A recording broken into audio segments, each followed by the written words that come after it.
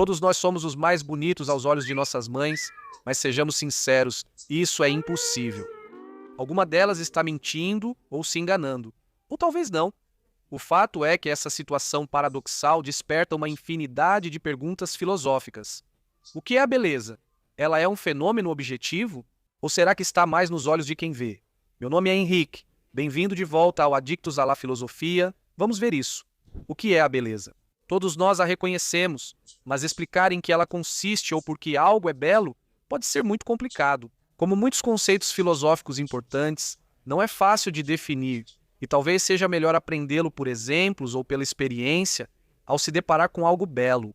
Vou compartilhar uma experiência pessoal com a Sagrada Família em Barcelona, especialmente agora durante a visita do Papa pelo centenário da morte de Gaudí, e que finalmente coroaram a Torre de Jesus com a cruz, que parecia que nunca iam conseguir, mas finalmente conseguiram.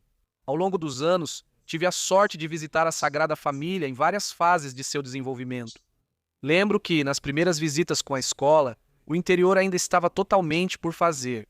Andaimes e plásticos por toda parte, operários se movendo de um lado para o outro, tudo cheio de poeira e um pequeno corredor por onde passar em fila dupla e ir olhando meio que, bom, não sei muito bem o que estou vendo aqui, porque realmente não tem nada para ver. Anos depois, concluíram o interior e voltamos à escola. Lembro de ficar do lado de fora, diante da fachada do Nascimento, que já havíamos visto inúmeras vezes. Conversávamos com amigos, rindo e brincando. Lembro claramente de passar pelo portão e colocar um pé para dentro. E sem que ninguém precisasse dizer nada, fez-se entre nós um silêncio que dava para sentir no ar. E em mim, pelo menos, tomou conta uma sensação de admiração e de pequenez que me deixou completamente impressionado. A luz, a cor, a impressionante grandiosidade do lugar, tudo era bonito demais para continuar falando. Então, o que é a beleza? Pois a beleza é isso que, ao entrar na Sagrada Família, nos silenciou. Uma certa qualidade que produziu em nós admiração, assombro, silêncio interior e um certo prazer estético contemplativo. Primeiramente, destaco que estamos diante de um fenômeno bastante diverso. Acabei de te dar um exemplo relacionado à arquitetura, mas será que atribuímos beleza à natureza, à pintura, à poesia, à música, às ideias, às teorias, à matemática, às histórias, às leis naturais, ao caráter, aos corpos, às pessoas, às ações, a lugares perigosos, predadores, escarpados, penhascos? Nós a encontramos no nível macroscópico do universo, mas também na estrutura mais fundamental da matéria, no extraordinário que foge do comum e também no mais ordinário. Então, o que todas essas coisas tão diversas entre si têm em comum para que possamos chamá-las de belas? O que é a beleza se ela pode estar em uma árvore, uma galáxia, uma música ou uma equação matemática? Platão pensava que a beleza ia além de uma mera preferência psicológica nossa, que não era algo que simplesmente inventávamos ou projetávamos sobre as coisas, mas sim uma qualidade real delas e que, portanto, precisava de algum tipo de fundamento metafísico. Assim, ele propôs que a beleza nas coisas consistia em uma relação íntima com a beleza em si mesma, que já não podia ser vista com os olhos, mas apenas compreendida por meio do intelecto. Ele raciocinava da seguinte maneira: na realidade, me deparo com coisas belas, mas não faz sentido pensar que existem coisas belas se não existe a beleza.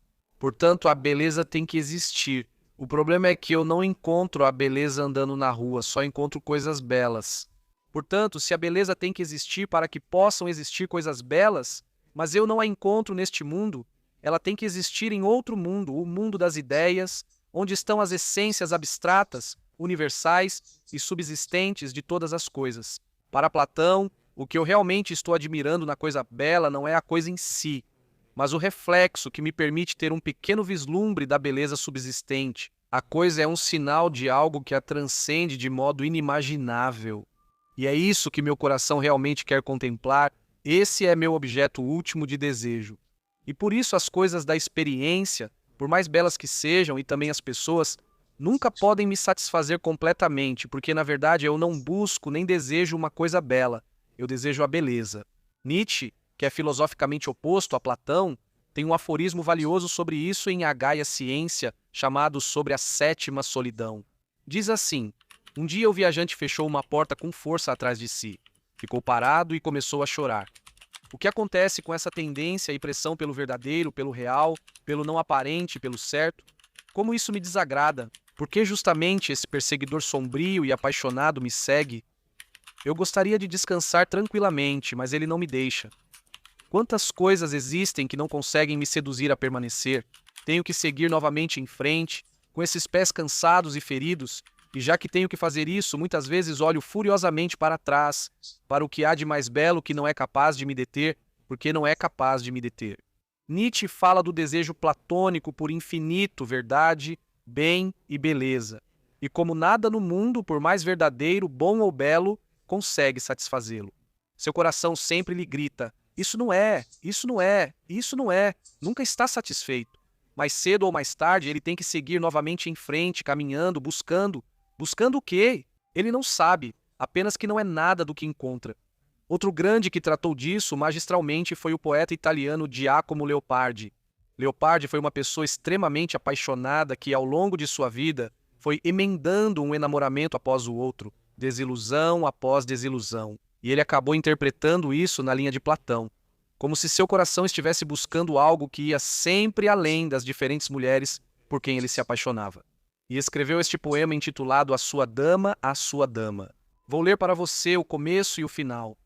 Bela senhora que ausente, amor me inspiras, ou escondendo o rosto, a não ser que a alma ardente, no sonho, tua sombra não surpreenda, lá no campo onde brilha mais claro o dia e a criação mais pura. Será que o inocente século de ouro não de ouro encheste de ventura? E és nesta vida um espírito alado? Ou, escondendo-te agora, a sorte avara para horas futuras te prepara? Se tu és uma das ideias eternas, daquelas que a ciência eterna não vestiu de formas sensíveis, nem entre restos caducos suportam a dor da existência, ou se acaso no céu onde giras outra terra te acolhe entre seus mundos, e mais bela que o sol próxima estrela te ilumina, e mais benéfico éter respiras. Daqui onde chora aquele que vive, recebe a canção de um amante desconhecido. Se você está gostando do vídeo e ele está te fazendo pensar, deixa um like, porque isso me ajuda muito a alcançar muito mais pessoas. Se você gosta de filosofia, confira meu livro Rei Filosofia em Tutúnibra, uma introdução acessível escrita especialmente para você. Já está na 6ª edição e também está disponível em todo o México, algo que me deixa muito feliz. Então vou deixar um link no comentário fixado. A visão platônica seria uma visão objetiva da beleza como algo independente da opinião humana. Nós descobriríamos ou reconheceríamos a beleza, mas uma coisa é ela ser bela ou não, independentemente do que eu pense. Outra possibilidade é que a beleza seja algo totalmente subjetivo, apenas nos olhos de quem vê. Isso foi defendido por muitos sofistas na época de Platão e é grande discussão na estética. A favor de que a beleza seja algo subjetivo está o fato de chamarmos algo de belo quando isso produz em nós uma resposta subjetiva prazerosa. E se não tivéssemos essa resposta? Mas quem pensa que a beleza é algo objetivo, pode dizer que essa resposta subjetiva é uma reação a algo que realmente estamos reconhecendo na realidade. Também é comum apelar para o desacordo, tipo, olha, se a beleza é algo objetivo, por que não concordamos completamente sobre o que é belo e o que é mais ou menos belo do que outras coisas? Mas esse argumento parece um pouco mais fraco. Primeiro, porque apesar de possíveis diferenças no juízo estético, também temos muitas coincidências e concordamos bastante. Seria muito estranho se alguém dissesse que esse pôr do sol é horrível, ou que a Sagrada Família é uma coisa horrenda, não é? Mas, em segundo lugar e mais importante, é bastante complicado construir um argumento a partir do desacordo que não acabe contaminando várias outras áreas do conhecimento que nós queremos preservar. Há muito desacordo em questões políticas, éticas e nem se fala filosóficas. Ou seja, é nas questões filosóficas que existe mais desacordo. Há discordância até sobre como interpretar vários resultados ou teorias científicas. Nada disso significa que não haja uma resposta objetiva para cada uma dessas perguntas sem consenso. Por outro lado, é difícil ver como esses argumentos baseados no desacordo não acabam se enfraquecendo também. Porque se o desacordo em algo é suficiente para declarar que nessa questão não existe objetividade, adivinha só, há muitos desacordos sobre quais são as implicações do próprio desacordo. Se o desacordo, por si só, deve nos levar a afirmar que algo é puramente subjetivo ou não. Por outro lado, também há razões relevantes para considerar a beleza um fenômeno objetivo. Por exemplo, isso é o que parece combinar mais com o nosso discurso habitual sobre a beleza. Quando dizemos que algo é belo, parece que queremos dizer algo sobre a coisa, e não simplesmente informar aos outros sobre uma certa preferência subjetiva nossa, como quando digo que gosto de horchata ou de sorvete de limão. Além disso, se a beleza fosse só subjetiva, seria difícil existir erro estético. Ninguém poderia realmente se enganar ao dizer que algo é belo ou feio, ou mais belo ou menos feio do que outra coisa.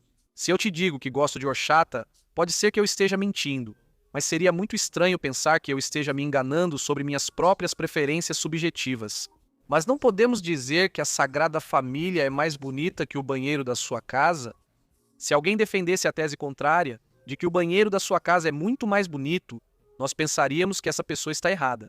Mas se eu posso cometer erros sobre o que é belo ou feio, isso parece pressupor que não estamos falando de algo que seja puramente subjetivo. Nessa linha, discutimos sobre o belo apelando a razões e não a meras preferências subjetivas. E acreditamos que alguém pode aprender a ver a beleza de uma coisa ou apreciá-la mais.